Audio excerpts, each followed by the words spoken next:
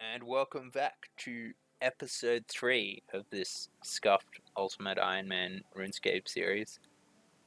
We're gonna pick up right where we left off last week, and that's with me doing the Varrock Museum quiz. Alright, now this offensive caricature of my culture. It's honestly, I can't believe this is still a thing in 2021. But I want that experience, so let's keep going. G'day, mate. G'day. How's it going? Oh, Struth. I've come up with gutser with these displays. Done a bit of a rush job. Oh, nah, mate. It's fucking cooked, eh? So, let's have a go at doing this without the guide. See how well I know old RuneScape. Study the plaque. Name the prominent figure in cowfight mythology. Oh, I was gonna do it without the guide. It looks like fucking RuneLight just highlights it for me. So unless you're colorblind, oh damn! I thought that was gonna be content. Was trying to figure out all these like actual answers. But I don't care enough to, to load up another client. Oh well, so much for that idea. And I think that's all 4 wins. Talk to him. G'day, mate. K Slayer, 1K Hunter. Nice. And there we go. 13 Slayer, 9 Hunter. Time for a bit of a change of pace. We're doing some mining here, and that is because I've been trying to do as many of the clues that I fish up as I can. And this one needed iron ore for Charlie the Tramp, and I figured I'd just quickly power mine up and get it. It never hurts to get some extra levels. And then while I was at it, I thought I'd also do Doric's quest, which is a low-level quest where you just have to gather a whole bunch of ore, including iron. So this was a good chance to knock both of those off. So we handed that all into Doric, completed the quest.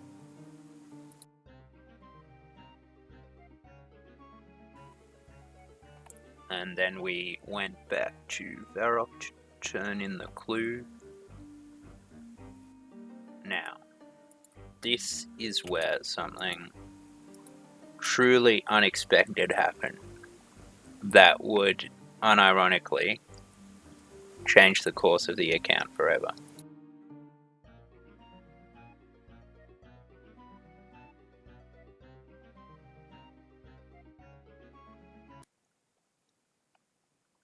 That's right, we got the goddamn bare feet.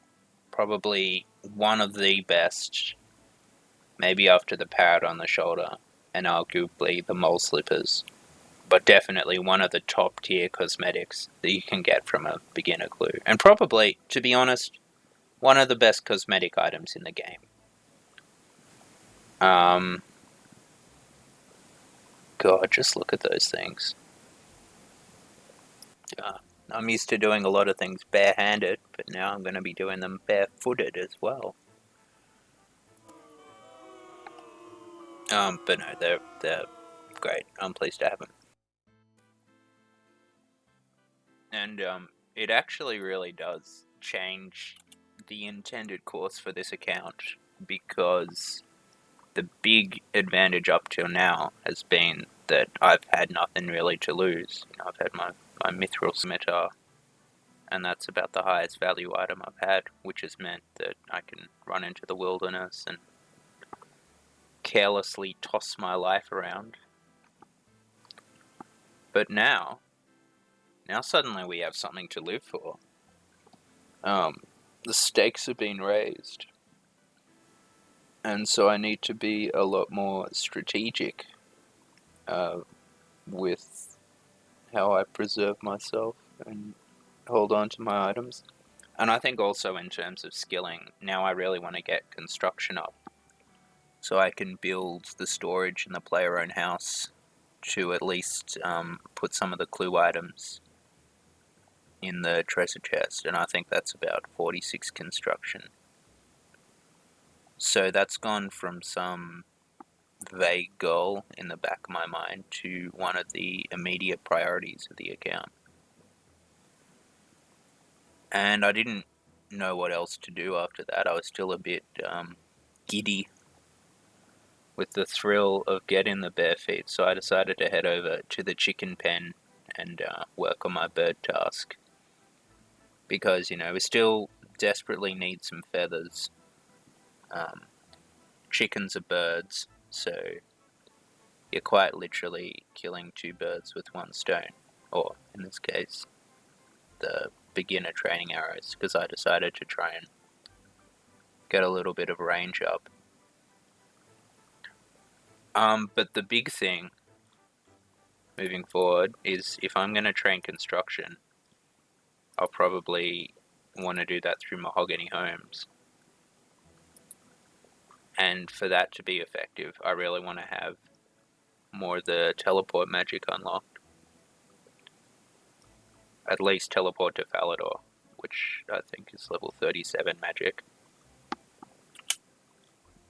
So we got that. And also just the money to train construction itself, as well as the money to train up mage. And now, my previous money-making method, the old trusty steel plates in the wilderness, is off the table. I mean, I could theoretically create, death suicide piles, kill myself on the stinging nettles or something, and leave my items there for an hour, and make sure I'm back in time to get the bare feet. But honestly, that just seemed like more trouble it was worth. So I decided to head on over and try a different money-making method.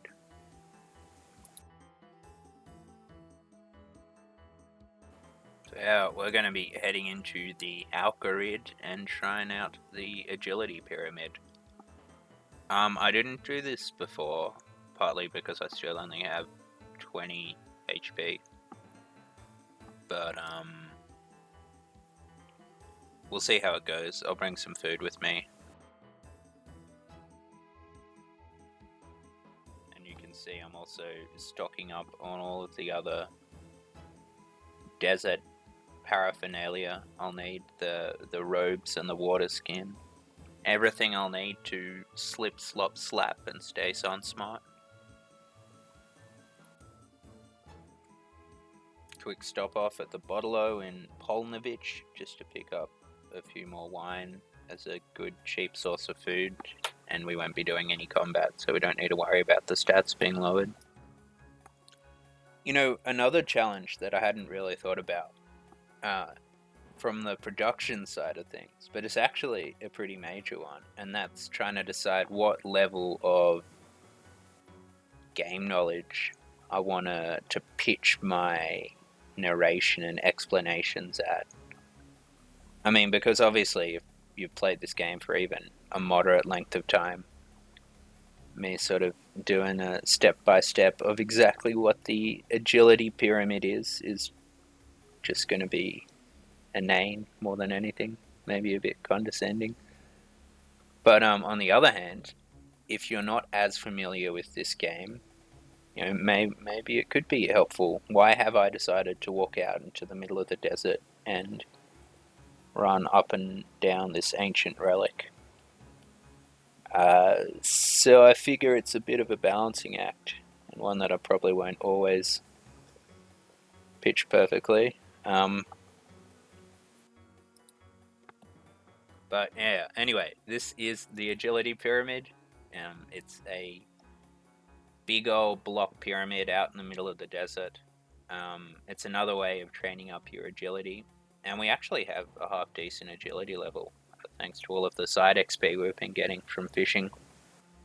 And you don't get all that much experience from climbing up this thing, but if you make it to the top, you get a nice shiny gold trophy, which you can then trade to another one of those offensive Australian caricatures standing outside the entrance, and he'll give you a big stack of money. It's not always straightforward, because a bit like a game of snakes and ladders, the pyramid has all of these sections where you can fall and drop off and take a whole heap of damage, which is also why I've brought all this food with me.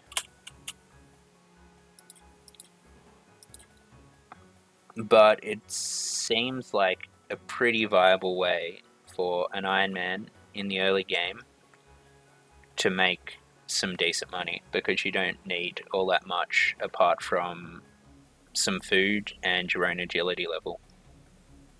So we decided to give it a go.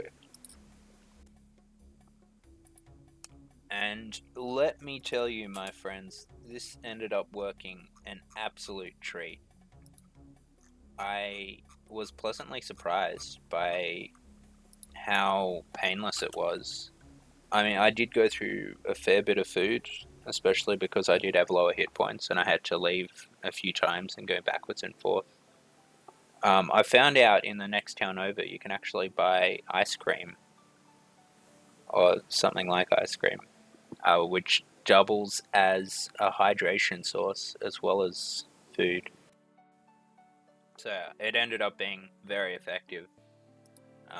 And in maybe a couple of hours or so, we made well over 100k, which is all the money we need for the time being. So with a big cash stack and big bundle of feathers, we mostly just went back to fishing. We did end up getting a couple more clue scroll openings, but we weren't quite so lucky with these ones. Although I am hanging on to the Black Guide Shield for now, because it's my best in slot.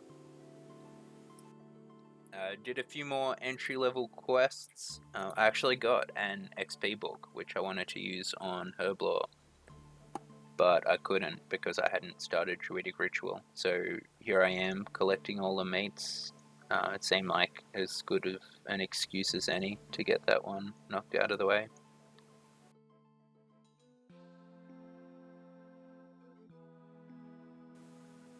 And then just because I was waiting for some of the teleports to be off cooldown, and because it's quick and easy and you get a whole bunch of quest points, I decided to do Romeo and Juliet as well.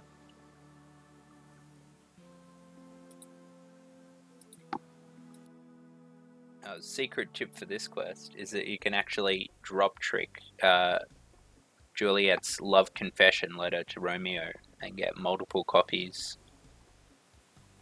And then, I like to distribute them around the town. Give one to Charlie. Give one to this guy hanging out here by the jail cells. And, just create a fun little love triangle harem situation. Give Juliet some options. The medium clue I had required Jungle Potion to be completed to talk to the guy. So I did that quest as well. Little bit annoying, just because there are quite a few things on Karamja that can hit pretty hard, and fucking everything poisons you. But we got through that somehow.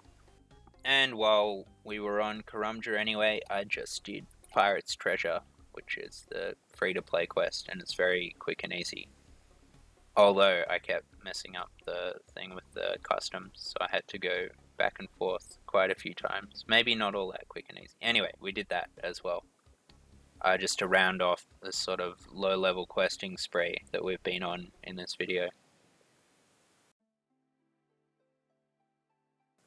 So yeah, those are all of the fun little shenanigans we got up to this week. You probably noticed that some of the footage was recorded in a not optimal size, and I had to do some really dodgy kind of resizing to cram it in and make it fit in the screen. But that's all part of the learning curve too. Our fishing level and even agility and strength are all getting up there, so that's good to see. But yeah, thank you for watching, and I'll see you in the next episode.